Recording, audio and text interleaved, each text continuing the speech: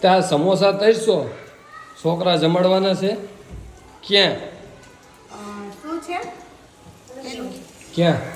અહીંયા પાસોદરા છે ને પોપડું છે ને અમારા પાસોદરા ગામમાં સુરતની માલિપા ત્યાં છે ને અમારે નાના નાના ફૂલકવનો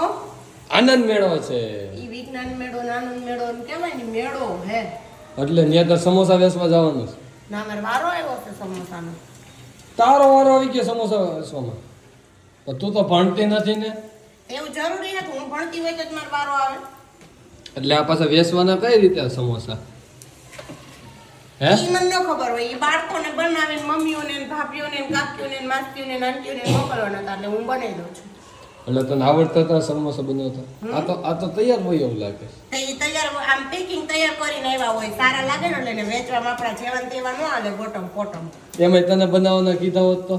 મને તો આવડે મસ્તના તુવેરની દાળના ને બટેટાના ને પણ ઓલો છોકરો ખોટમાં જા કેમ કે મારથી આવડા મોટા મોટા જ પડે ઓલો છોકરો ખોટમાં જા 15 ના 2 દે ને તો વાહ કાઈ ન હોતે એટલે જ 50 ના 2 છે ખાવા હોય આવજો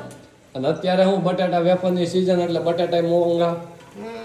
ટમેટાના બનાવવાના હોત તો સસ્તા પડે તો કઈ એને નફો વધે કે જોયા ટમેટાના ખાલી સમોસા ખાલી ટમેટાના જોઈએ બટાટું તો જોઈએ જ ગમે એ ભેગું હોય બટાટું તો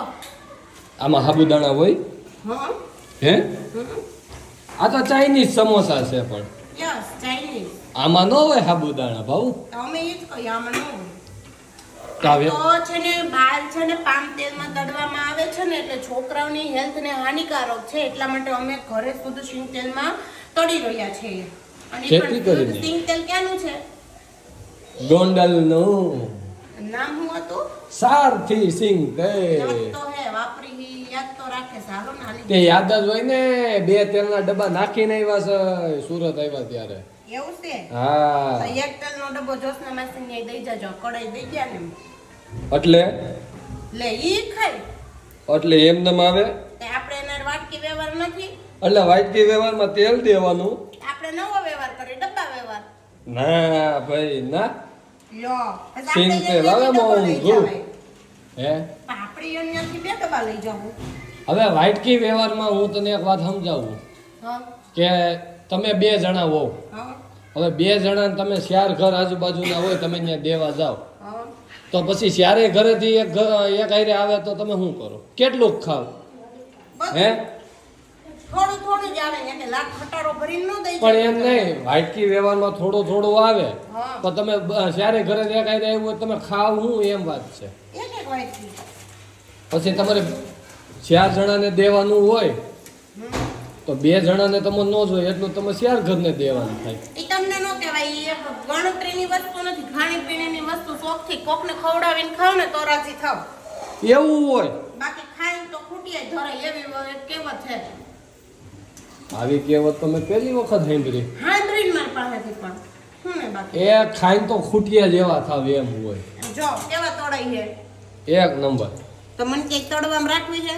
ના ના તો આપણે બનાવી તમારા આવા ત્યાર લઈ આવીને દેવાના ટીકડા ટીકા ગોળ ગોળ અને હું તમને તળીને દઈશ પણ આની ચટણી ને એવું બનાવ્યું ચટણી રેડીમેડ ભેગી જ આવે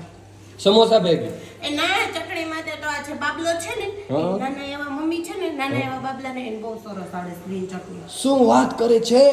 મહેસાણાની ફેમસ ચટણી કેવી ગ્રીન ગ્રીન ચટણી ધાણા આદુ મરચા લીલું લસણ ને એવું કંઈક નાખવાનું તો એની રેસીપીનો આપણે એક વિડિયો ટ્રાય કરવો જોશે હા બધા કેમ કે બહારથી વેચાતી મોંઘી મોંઘી લઈને ખાઈ અને કરતાથી ઘરની હેલ્ધી ચટણી ખાવી સારી તો બધા એકવાર આવી જાવ પાસોદરામાં આનંદ મેળામાં શું ખાવા સમોસા અને જો કોઈ પાસોદરામાં વિડિયો જોતું હોય અને આ સમોસા ટ્રાય કરો તો મને કહેજો ભાઈ સાહેબના સમોસા કેવા કરતા કોણ અત્યારે